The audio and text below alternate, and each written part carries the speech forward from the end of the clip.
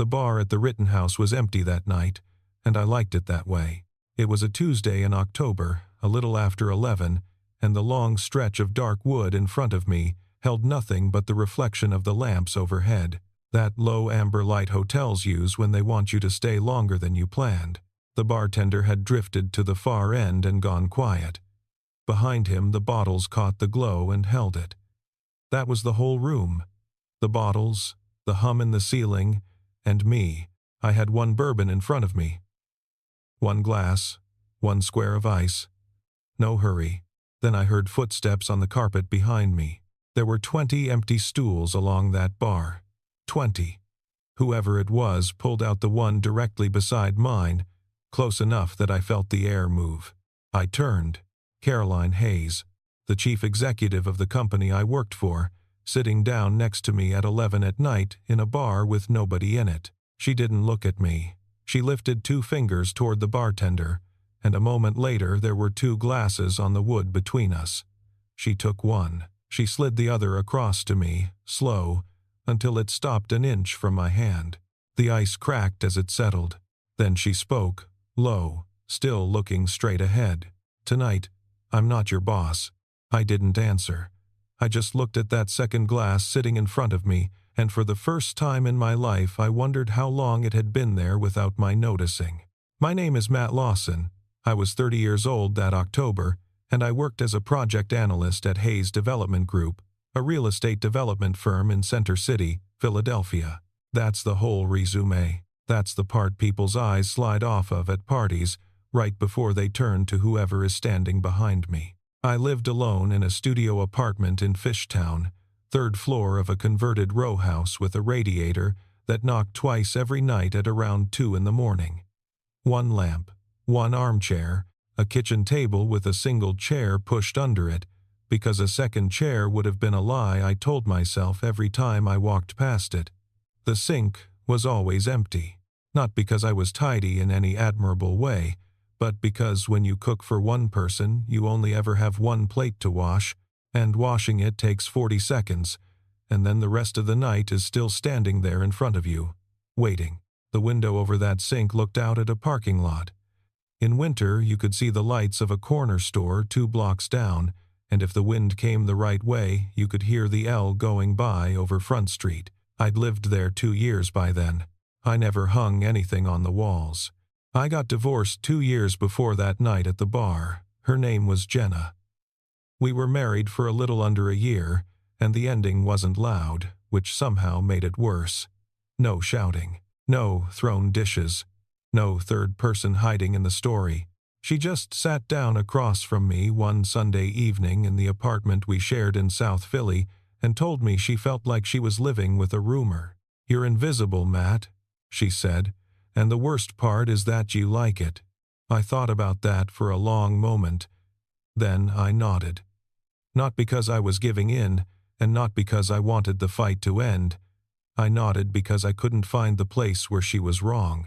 She wanted a man who walked into a room and changed its temperature. I was a man who found the quietest corner of a room and was grateful nobody looked over. She wanted to be married to somebody people talked about. I was somebody people forgot to introduce. Neither of those is a crime. They just don't survive in the same apartment. After the divorce, I stopped looking for things. That's the honest way to say it.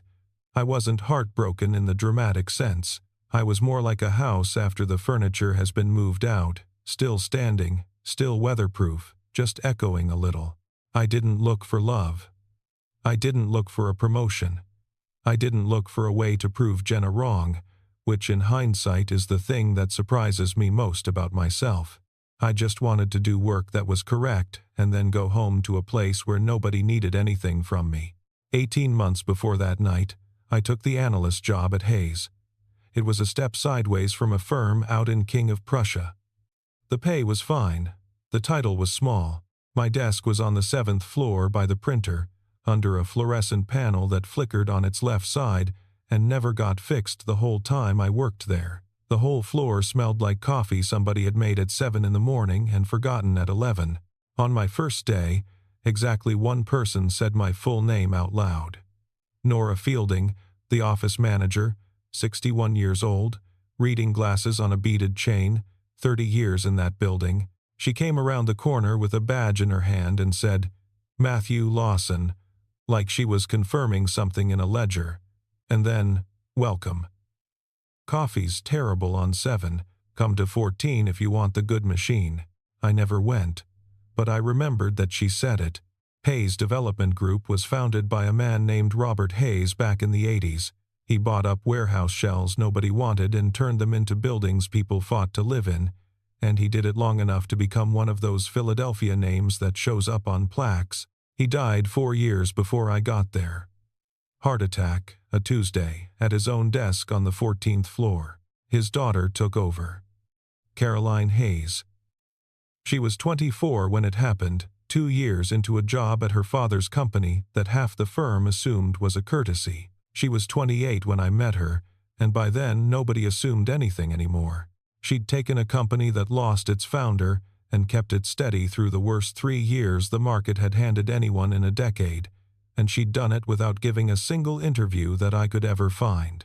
The first time I saw her, I didn't see her at all. I saw a nameplate on a corner office door on the 14th floor, glass and steel, Hayes in small letters. When I got out of the wrong elevator on my second week, I stood there for a second, felt like I'd walked into somebody's living room, and took the stairs back down. 14 and 7. Same building, different countries. And then there was Kyle Brennan, Vice President of Business Development, 35 years old, hired the same year Robert Hayes died. Big voice, firm handshake, the kind that arrives a half-second early. He had a talent I have never had and never wanted, which was knowing exactly where to stand in a photograph. Every group shot in that company. There's Kyle, second from the center, slightly forward. He said the word synergy in meetings without smiling, which I always thought was the most frightening thing about him. A man who says synergy and thinks it's a real word is a man who believes his own weather report. And me? I was the guy who found a problem at 11 at night, wrote it up in 4 paragraphs, sent it, closed the laptop, and never once went back to check whether anyone had read it. That's who I was. Remember that, because everything that happened after depends on it. 14 months before that night at the bar, there was a project called Callowhill. It was a mixed-use build on a lot the company had been circling for 6 years. Ground floor retail, 92 units above it. The kind of project that pays for a lot of Christmas bonuses if it goes right. I wasn't senior on it. I wasn't even close. My job was to cross-check the entitlement package against the filings, which is the corporate equivalent of proofreading a phone book. I was doing it at 2 in the morning on a Wednesday, at my kitchen table in Fishtown, with the one lamp on and the radiator knocking, and on page 61 of a variance record from a rezoning 9 years earlier, I found a condition nobody had carried forward, a height restriction tied to a shadow study on the parcel next door. It had never been lifted. It had just been quietly assumed away by 3 different sets of consultants, each one trusting the set before them. If we'd built to the plan on the table, we'd have been in violation before the second floor went up. Redesign, refile, delay, the number I put in the memo, conservatively, was $2.1 million. I wrote it up in 4 paragraphs. I sent it to the project lead at 2:40 in the morning. I did not copy anyone else, because copying people is a way of saying look at me, and I didn't want anyone to look at me. I wanted the building to be legal. He fixed it. In the meeting the following week, he presented the correction as a catch from his own review, and everyone nodded, and somebody said, "Good eye." I sat 3 seats down and wrote nothing in my notebook and thought about what I was going to make for dinner. That's the part I need you to understand. I wasn't being noble. I genuinely didn't want it. Being seen had never once gone well for me. 2 weeks later, Nora Fielding called my desk phone. Nobody used desk phones. That's how I knew it was strange before she even spoke. "Matthew," she said, "Miss Hayes would like to see your original report. The one from Callowhill. The one with your name on it." I said, "Which one?" She said, "The 2:40 in the morning one, and hung up. I printed it. I walked it up to 14. I set it on the assistant's desk outside the corner office, said thank you to nobody in particular, and took the stairs back down to 7. I never went in. I never saw Caroline Hayes that day. But from that week on, something changed, and it took me more than a year to notice what. She started coming to the floor reviews. Understand what a floor review is at a firm like that. It's a Thursday morning. It's a conference room with a whiteboard that doesn't erase properly. It's 5 analysts walking through project status in 10-minute blocks while somebody eats a bagel. Nobody above the director level has ever wanted to be in that room in the history of commercial real estate. The first time, she came in 8 minutes late, sat in the last chair against the back wall, and didn't say a word. Everyone straightened up. I remember thinking, somebody's about to lose their job. She left when it was over. Nothing happened. She came back a month later. Then 3 weeks later. Then every other Thursday, like weather. She never took the head of the table. She sat in the back, hands folded, listening. Occasionally, she'd write something down. When she did ask a question, it was never a CEO question, never what's the number, never when will it close. It was always something like, why does that step take 4 days? And then she'd wait for the whole answer, all of it, including the boring part in the middle where most executives start checking their phones. Here's what I didn't know, and what Nora Fielding on the 14th floor knew from the first month. She wasn't attending floor reviews. She was attending mine. There were 4 analyst teams in that building at my level. 4 sets of Thursdays. She came to the 7th floor over and over, and to the others, she came almost never. That is a pattern you can see from a mile away if you're looking at a calendar. It's completely invisible if you're the man standing at the whiteboard trying not to say 10 months before the bar, I was moved. The email came from operations. Effective the following Monday, I was being reassigned to the Rittenhouse Square redevelopment.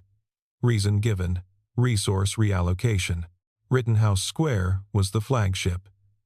It was also the one project in the portfolio that reported directly to the chief executive, with no division head in between.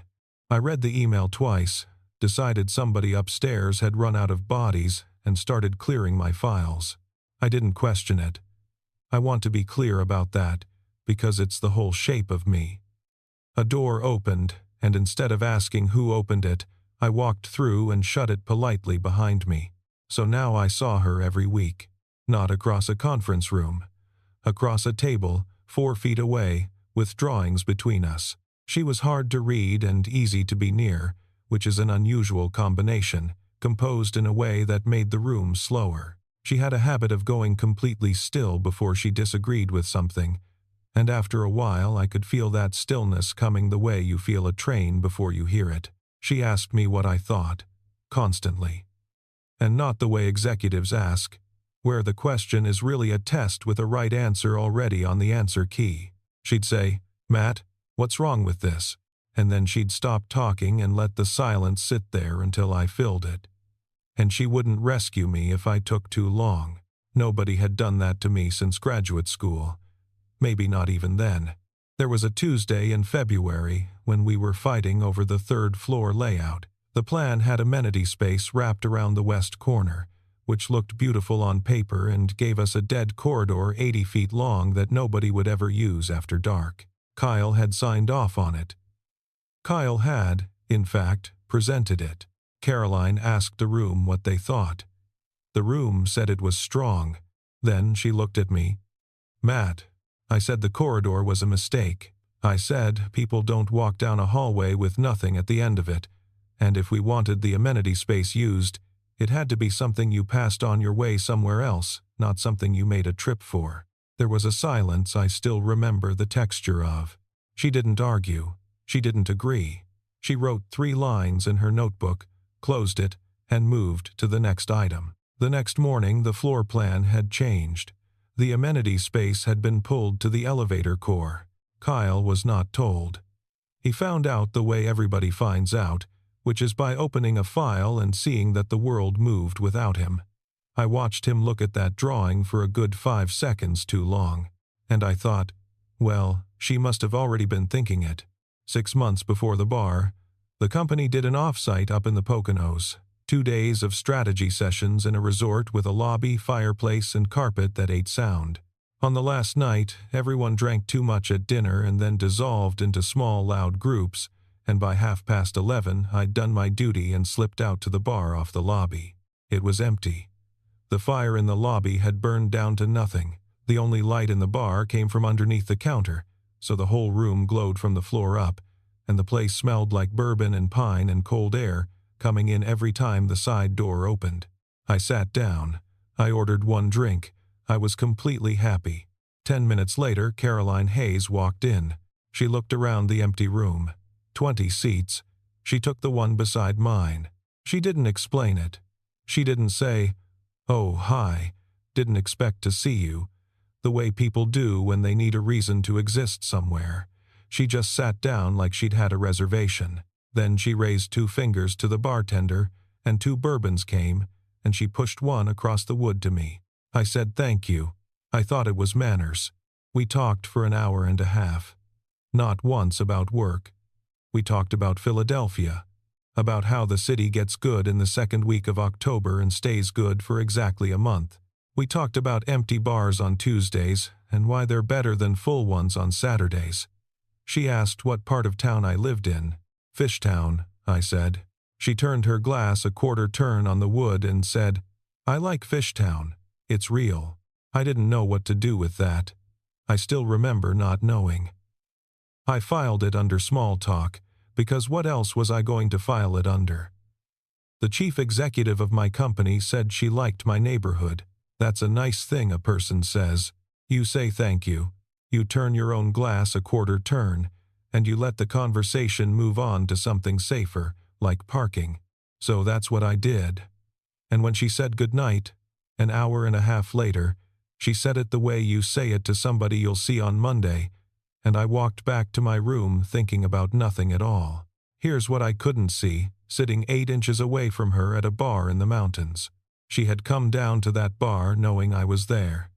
She had ordered 2 glasses before I ever reached for my wallet, and she had chosen the stool beside mine out of 20, which is not a thing that happens by accident twice, and it was about to keep happening.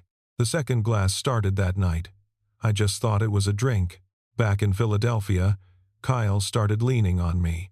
Small stuff at first, the kind you can't report and can't forget. He'd take a number I'd built and present it in the senior meeting as what my team's been modeling.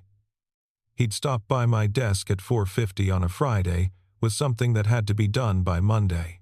And in front of the room, in that easy, friendly voice, he'd say, "Matt, did you confirm that yet?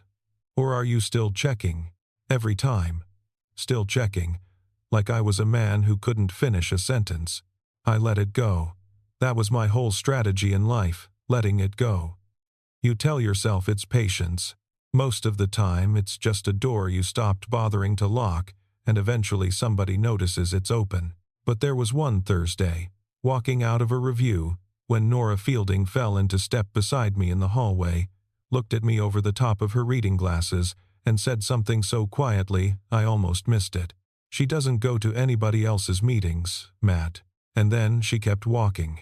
I stood there in the hallway with a folder under my arm and thought, that's an odd thing to say. Then I went back to my desk and got on with the afternoon. 4 months before the bar, Kyle Brennan asked to be made Chief Operating Officer. He didn't ask quietly. He built a deck. He walked into the corner office on 14 with a growth narrative and an org chart with his own name in a new box at the top of it. And he made the case that a company of that size, at that stage, needed an operator between the chief executive and the divisions. He was not entirely wrong either. That's the thing about men like Kyle. If they were simply useless, they'd be easy. Caroline told him it wasn't the right time. That's all. Not never. Not a reason. Just, not yet, Kyle. I wasn't in the room. I heard about it the way you hear about everything at a company, which is from a woman in accounting who heard it from somebody's assistant. But I know exactly what Kyle did next, because eventually all of it came out, laid flat on a table under fluorescent light with page numbers on it. He went and looked at her calendar. Every employee at Hayes had visible scheduling. You could see the blocks, the rooms, the titles. It was there so people could book meetings. Kyle used it the way a man uses a public sidewalk to case a house, and what he found was a pattern. Over the previous 12 months, of the floor reviews on the 7th floor, the chief executive of the company had attended 11 out of 12. Of the equivalent reviews for the other analyst teams, same level, same function, 3 other groups she'd attended 2 out of 12. Combined. Then he pulled the project assignment history and found that 10 months earlier, a mid-level analyst with no particular standing had been moved onto the one project in the portfolio that reported directly to her. Reason, coded in the system. Resource reallocation. Then he pulled the 3rd floor layout revision from February and saw a design decision overturned overnight after a single dissenting comment in a room, and noticed whose comment it was and noticed who had never been informed. He put it in a document. He gave it a title because men like Kyle always give it a title. He called it an Organizational Efficiency Report. 2 months before the bar, he presented it to the board. Nothing in it was a lie. Let me say that clearly, because it's the whole engine of what happened to us. Kyle Brennan did not forge a single number. He didn't have to. Every chart in that document was true. He simply took a true thing and turned it so the light hit it wrong. Here is what a board sees when you show them those slides. They see a young chief executive, 4 years into inheriting her father's company, spending a disproportionate share of her personal attention on one junior man. They don't see a story about competence. They see a liability. They see a headline. They see a governance question with a lawyer's fee attached. The board asked her to explain it, and Caroline Hayes, in front of 7 people in a room on the 14th floor, said nothing. She didn't deny it. She didn't offer an operational rationale. She didn't say, "He caught a $2 million error and I've been watching how his mind works," which would have been true, and which would have ended the entire discussion in 90 seconds. She sat there, and she let the silence be her answer, and to a room full of directors, silence is a confession. I have thought about that meeting more than I have thought about almost anything in my life, because the reason she couldn't speak is the reason none of us saw any of it. She couldn't give the professional explanation because the professional explanation wasn't the true one, and she was not a person who could stand in front of her father's board and lie about why she kept walking down to the 7th floor on Thursday mornings. 6 weeks before the bar, I got moved again. The email was 4 lines long. Effective Monday, I would be transferring off the Rittenhouse Square redevelopment and into the Business Development Division, reporting to K. Brennan. No explanation. No conversation. No, "Hey, Matt, come up for 5 minutes." I read it twice at my desk under the flickering fluorescent panel, and then I did something I'm not proud of, which is nothing.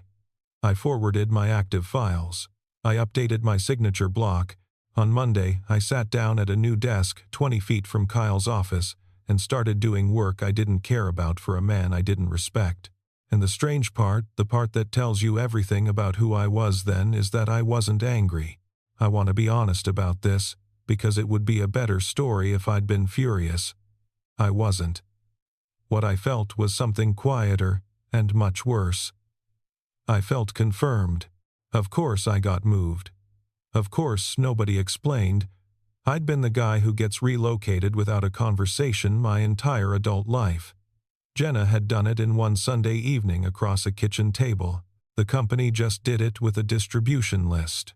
Somewhere underneath everything, a small, steady voice I'd been carrying since I was young said, "See, this is what happens to people like you, and there's no injury in it because you never asked for anything else. That's what invisibility costs, not loneliness. Loneliness you can feel, and anything you can feel, you can eventually do something about. What it costs you is the ability to notice when something is being taken away from you. You get so used to holding nothing that an empty hand stops registering as a loss. Because something was being taken away from me, I just didn't have the category for it yet. The second glass stopped. I still went to the bar, sometimes after work. Not the Rittenhouse, the lobby bar 3 blocks from the office, on the nights when going back to Fishtown at 6:15 felt like too much silence too early. For a while, in the months before, she had turned up there. Not every time. Enough times that I'd stopped being surprised. She'd sit down beside me, and 2 glasses would arrive, and we'd talk about the city and about nothing. After the transfer, that ended. Twice I saw her come into that room, and both times she took a table on the far side, and both times only 1 glass came, and both times she left before I did. I remember watching the bartender set a single glass down in front of her across the room and feeling something I couldn't name. It wasn't jealousy. It wasn't even hurt, exactly. It was more like standing in a house after somebody's moved out and noticing the shape on the wall where a picture used to hang, and not being able to remember what the picture was of. Kyle, meanwhile, had won, completely. He had me inside his division where he could account for every hour of my week, and he had the chief executive backed off, contained, careful, a woman who now went out of her way to be seen not caring about anything on the 7th floor. He should have stopped there. He didn't, because men like Kyle never do. Winning isn't the point. Watching the other person understand they've lost, that's the point. Those 6 weeks in his division were the longest of my working life. He was never once unpleasant to me. That was the craft of it. He'd stop by my desk and ask about my weekend, and mean absolutely none of it, and then he'd hand me a pipeline summary that 4 people had already touched and say, "Just clean it up, you're good at the small stuff." He gave me nothing to complain about and nothing to do. A man can survive being attacked. It's much harder to survive being handled. And every Thursday morning at 9, the 7th floor had a review that I was no longer part of, and nobody from the 14th floor went to it anymore. 2 weeks before the bar, Kyle found my ex-wife. It didn't take detective work. Jenna kept my last name after the divorce, professionally, because she'd built a client list under it. Lawson, marketing manager at a firm in Old City, public profile, public history, and if you scrolled far enough back, a photograph from a wedding. He sent her an invitation to the company's fall networking event. A perfectly normal invitation from a vice president of business development to a marketing professional in the same city. Nobody would ever be able to prove a thing, and nobody ever needed to. The event was 1 week before the bar. A hotel ballroom off Broad Street, overhead lighting turned up too bright, 300 people in a room built for 200, the smell of perfume and cheap sparkling wine and carpet cleaner, diplomatic laughter, which is the loudest kind. I was standing in the corner by the coat check with a club soda, doing the arithmetic on how soon I could leave. And then Jenna walked in. I knew her from the back of the room. You always do. 2 years. And my body recognized her before my brain did that particular way she scanned a space, looking for the center of it. She found me in about 40 seconds. She came straight across. She wasn't cruel to me. That's what people always get wrong when I tell this. She smiled. She touched my arm. She said it was so good to see me. And then, at a volume that had nothing to do with me, and everything to do with the 6 people standing within earshot, she said it. "God, Matt, you found the corner. You always find the corner." A little laugh. He was always like this, invisible, even in our marriage. Some people are just built to disappear. The people around us did that thing where they laugh at half volume and look at their drinks. I didn't say anything. What was there?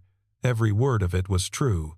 Kyle was 8 feet away with a glass in his hand, in the middle of a conversation he wasn't listening to. He didn't look over. He didn't have to. I saw the corner of his mouth over the rim of that glass, and I understood, in a slow and unwelcome way, that this was not weather. This had been arranged. A minute later I heard him say to somebody beside him, in that warm, carrying voice, "Some guys are just comfortable being small, you know. No shame in it." And on the other side of that ballroom, Caroline Hayes was standing with 2 directors and a lawyer from the city. And she heard all of it. I know she heard it, because I looked up. She had gone completely still. That stillness I'd learned to feel coming across a conference table. Her hand tightened on her glass until you could see the change in her fingers, and she held it there, and she looked down at the floor for a second and a half. Then, she turned back to the men she was standing with and continued the conversation. She didn't come over. She didn't cross the room. She didn't say a single word in my defense. And I understood that too, or thought I did. She was the chief executive. I was an analyst 2 levels down who had just been publicly humiliated by his own ex-wife at a company event. Walking across a ballroom to stand next to me would have been, to every person watching, a confirmation of everything Kyle's report had implied. She couldn't move. That was the trap. He'd built a trap where the only way she could protect me was to prove him right. Jenna stayed another 20 minutes. I watched her work the room from the corner, easy and bright, collecting people the way she'd always been able to, and I felt something that wasn't anger and wasn't longing. I felt like I was looking at a photograph of a house I used to live in. I left at 9:40. I said goodnight to nobody. I took the L home and walked the last 4 blocks in the cold, past the corner store with its lights still on, past the parking lot I'd been looking at for 2 years. In the studio in Fishtown, I sat down at the kitchen table with the single chair and put my phone face up on the wood in front of me, and I sat there for a long time with my coat still on, listening to the refrigerator cycle on and off. Nobody called, and I sat in that 1 lamp's worth of light and thought, well, maybe Jenna had been right about me from the very beginning. Which brings us back to the bar, 7 days after that ballroom. A Tuesday in October, a little after 11, the long dark wood, the amber lamps, 20 empty stools, and 2 of us on the last 2. "Tonight, I'm not your boss." I didn't answer, and she didn't fill the silence. And for maybe 30 seconds the only sound in that room was ice settling in a glass. Then she started talking. And she didn't start where I expected. She didn't say, "I'm sorry about last week." She didn't say, "I know how the transfer must have looked." She said, "Do you know why there are 2 glasses?" I said no. "There have always been 2 glasses," she said. "You've just never asked." And then she told me the whole thing, straight through, in that low, even voice, looking at the bottles behind the bar the entire time, because I think it was the only way she could get it out. She told me about the Poconos. She said she hadn't wandered into that bar. She'd known where I was. Someone had said at dinner that I'd slipped out, and she had waited 11 minutes so it wouldn't look like she'd followed me, and then she'd come down and stood in the doorway of an empty room with 20 seats in it and picked the one that would put her closest to me. She said she'd ordered both drinks before I'd even turned around, because ordering 2 was the only way she could think of to sit next to me without needing a reason.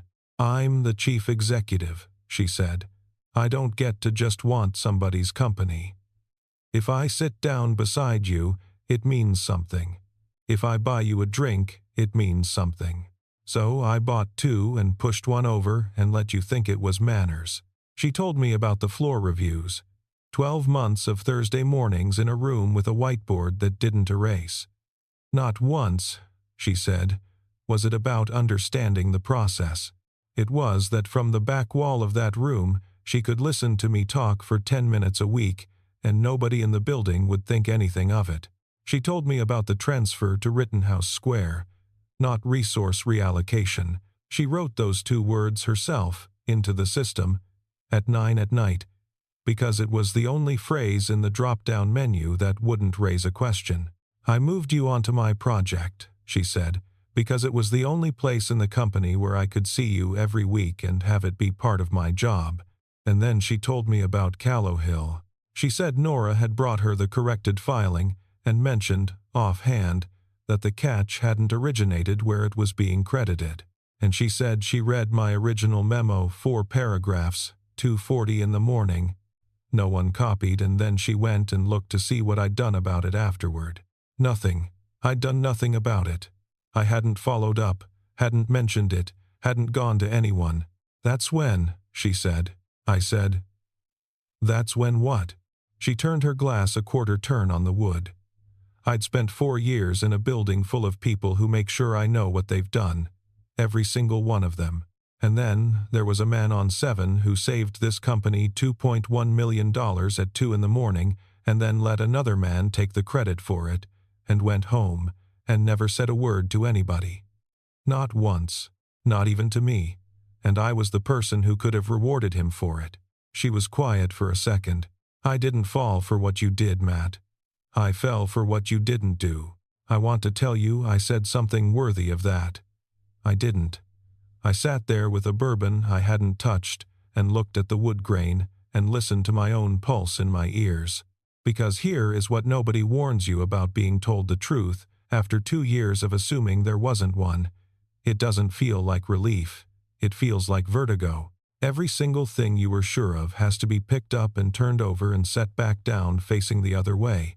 And you have to do all of it in real time, in a bar, while the woman who said it waits for you to speak. Then I asked the question I'd been carrying for 6 weeks. So why didn't you tell the board any of that? And she finally turned and looked at me. Because it wasn't true, she said. Not the part they wanted. She said she could have stood up in that room and given them the professional story. Talent identification, succession pipeline, mentoring a high-potential employee. Every director in that room would have accepted it, and Kyle's report would have died on the table that morning. But that would have been a lie, she said, and the truth was sitting right underneath it, and I have never once been able to lie about you. And there was the other thing. The thing she'd protected me from without my ever knowing there was something to be protected from. If I had explained it, she said, the explanation goes into the minutes. It goes into the building. And from that day forward, you're not the analyst who found the Callow Hill variance. You're the analyst the chief executive has a thing about. That's who you'd be here for the rest of your life. Every promotion, every raise, every good idea you ever have in a meeting, somebody in the back of the room does the math. She looked back at the bottles. So I did the only thing I could think of, she said. I broke the pattern. I moved you off my project and out of my sight, and I made sure there was nothing left for anyone to point at, and I want you to know that I signed that transfer myself. I didn't let operations do it, because I wasn't going to hide behind a form. And then, I sat in my office and I let you find out about it in a 4-line email like you were nobody, because that was the only version of it that would keep you safe. She said the next part very carefully. I didn't move you away because you didn't matter. I moved you away because you're the only one who does, and I wasn't going to let anybody in this company turn that into a weapon against you. Now, let me tell you what happens inside a man when he hears that. There's no rush of joy. That's not how it works, not at 30, not after the 2 years I'd had.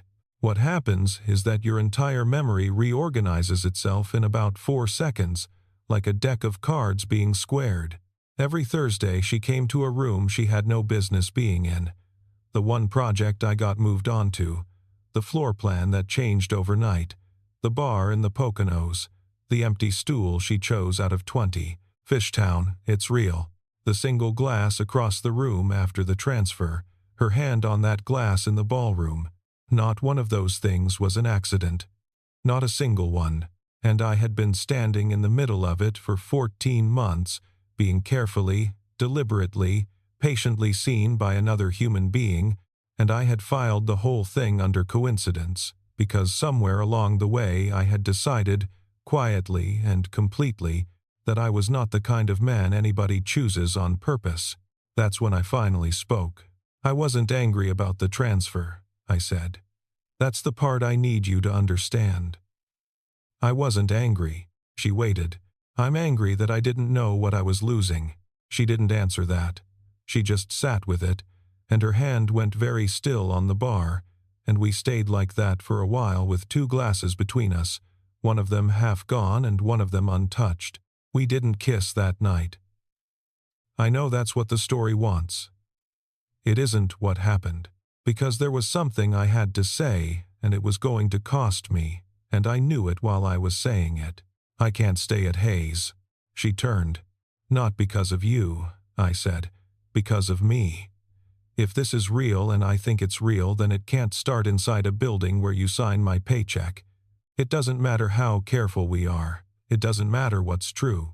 Every good thing that ever happened to me after tonight would have an asterisk on it, and I'd be the only one who couldn't see it, because that's exactly the kind of thing I don't see. I remember my voice being steadier than I felt.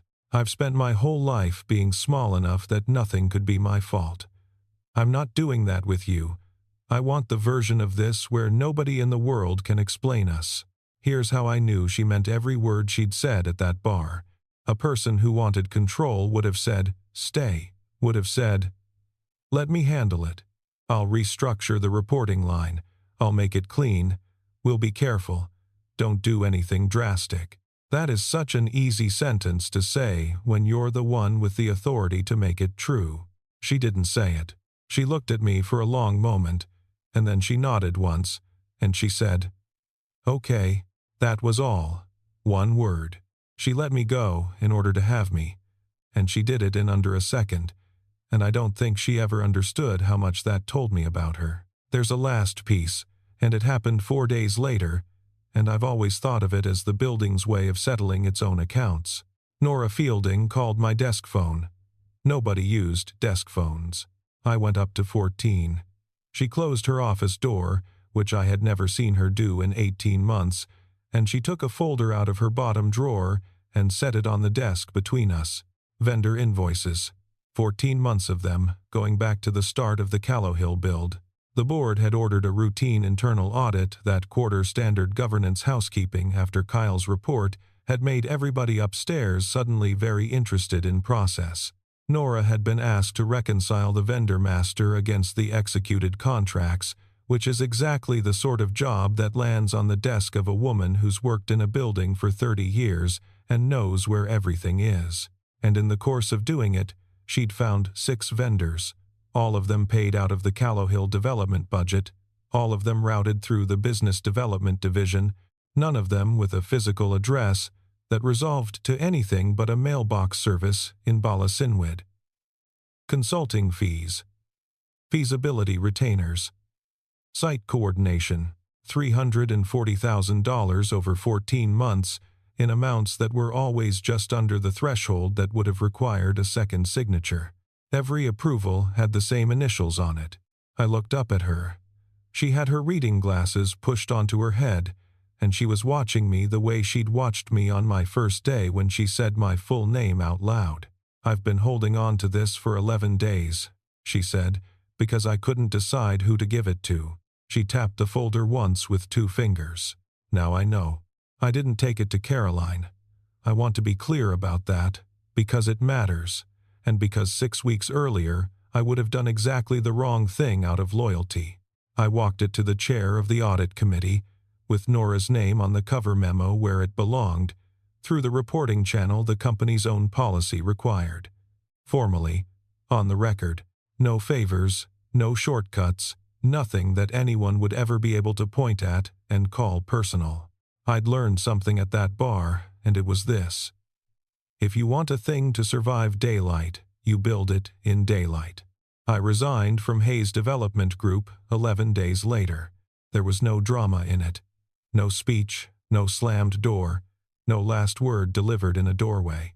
I wrote an email that was 6 lines long, gave 2 weeks' notice, and spent those 2 weeks writing the cleanest handover documentation anybody in that division had ever seen, because if I was going to walk out of a place, I was going to walk out of it without leaving a mess behind me.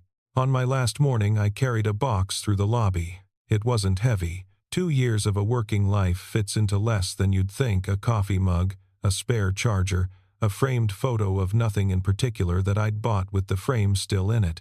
Nora Fielding was waiting by the security desk. She shook my hand, firm, both of hers around mine, and she looked at me over the top of her reading glasses. "Go on," she said, "and then come back the right way." Caroline didn't come down. She was on 14 that morning. She knew exactly what time I was leaving, and she stayed in her office, because a chief executive standing in a lobby to say goodbye to a departing analyst is a thing 300 people notice, and every single one of them tells somebody. I stood on Market Street in the cold with a box under my arm, and understood that her absence was the most careful thing anyone had ever done for me. Kyle Brennan was called before the audit committee 2 weeks after that. I wasn't there.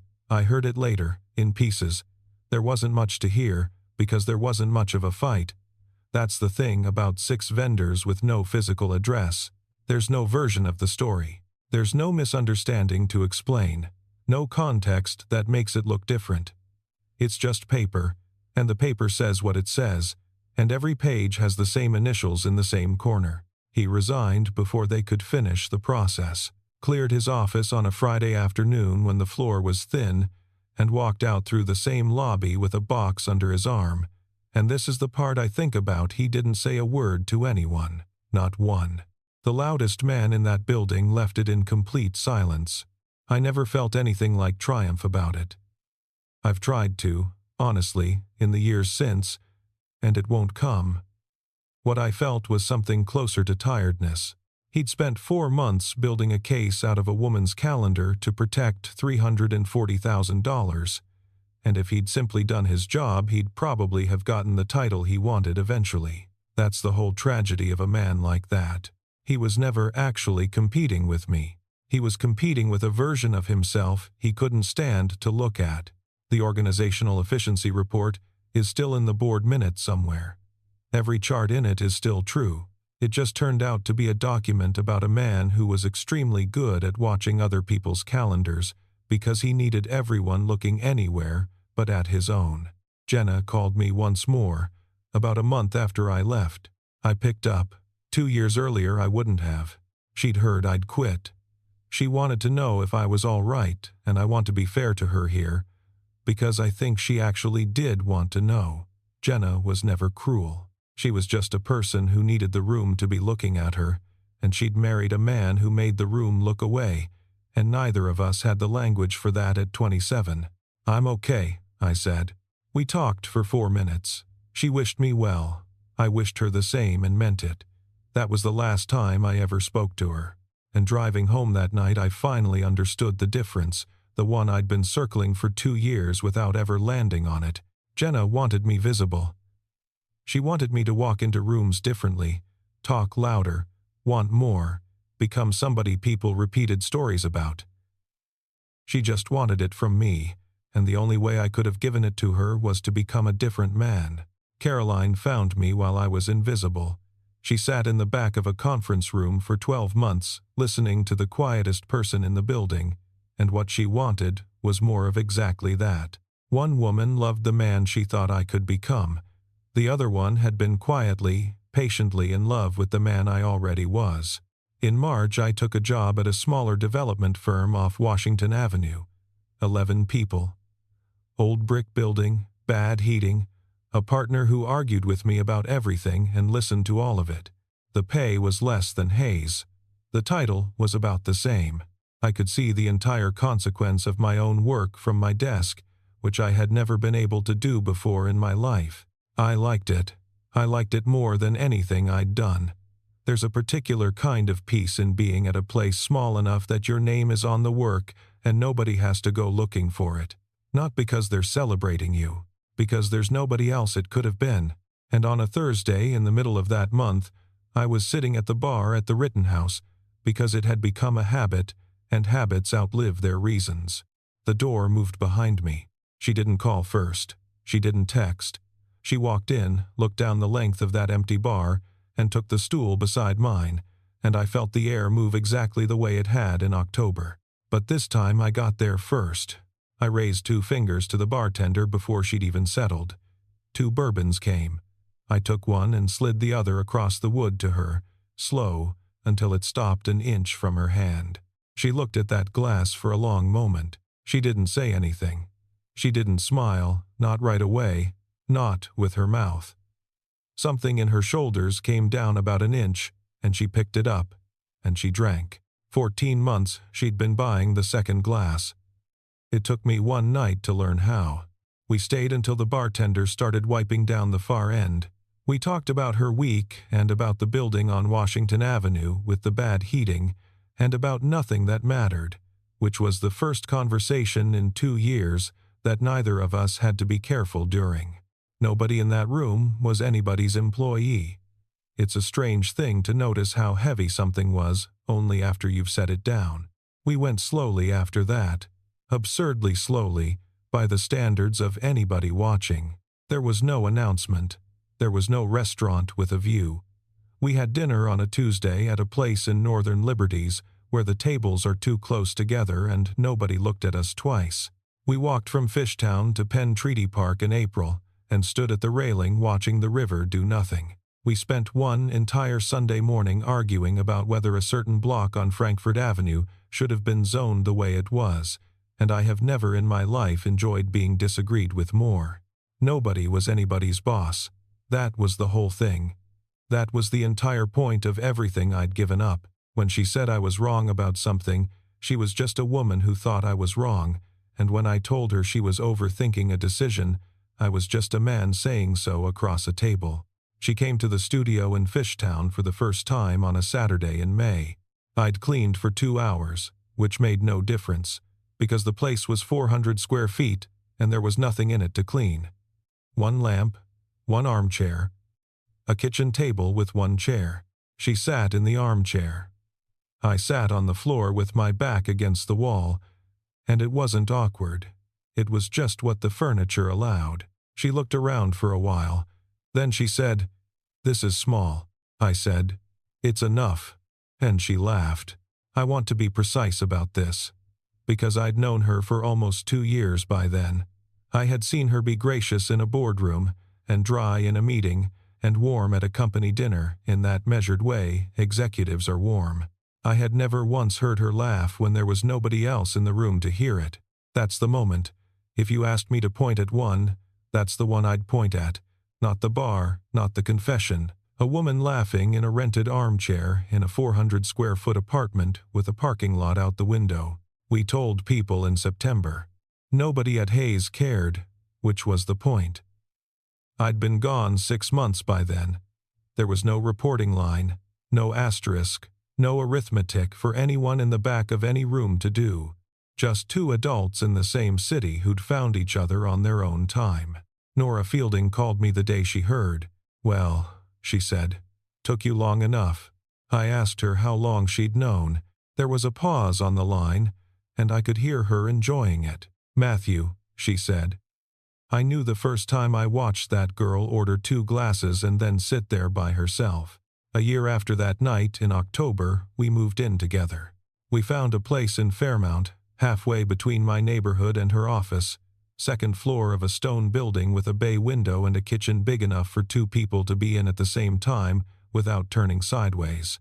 Not big, not small. Enough which had become a word that meant something specific between us. There are 2 chairs at that kitchen table. I bought the second one myself before we ever discussed it, and I never told her that. Well, I suppose I'm telling her now. I proposed at the bar at the Rittenhouse. Same room, same amber lamps, same long stretch of dark wood, same hum in the ceiling. I asked for the 2 seats at the end and got them, because on a Tuesday in October at 11 at night, you always get them. I raised 2 fingers to the bartender. 2 bourbons came. I took one, and I slid the other across the wood to her. Slow, until it stopped an inch from her hand. She looked at the glass. Then she looked at me, and she'd already understood, because she always understood everything about 4 seconds before I did. "How long have you known?" she said. And I told her the truth. "Since you said, tonight, I'm not your boss." I turned my glass a quarter turn on the wood, the way I'd watched her do 100 times. But I understood it in a hallway on the 7th floor, about a year before that, when Nora told me you didn't go to anybody else's meetings. I just wasn't listening. She put her hand flat on the bar next to mine, not on top of it, just beside it. Close enough that I could feel the warmth of it, and in a room with 20 empty stools, We sat on the last two. For most of my life I thought being invisible was a defect. Jenna said it out loud at a kitchen table in South Philadelphia. But she was only repeating what the world had already told me 1,000 times in gentler language. Be bigger. Speak up. Take credit. Build the personal brand. Walk into the room like you own it.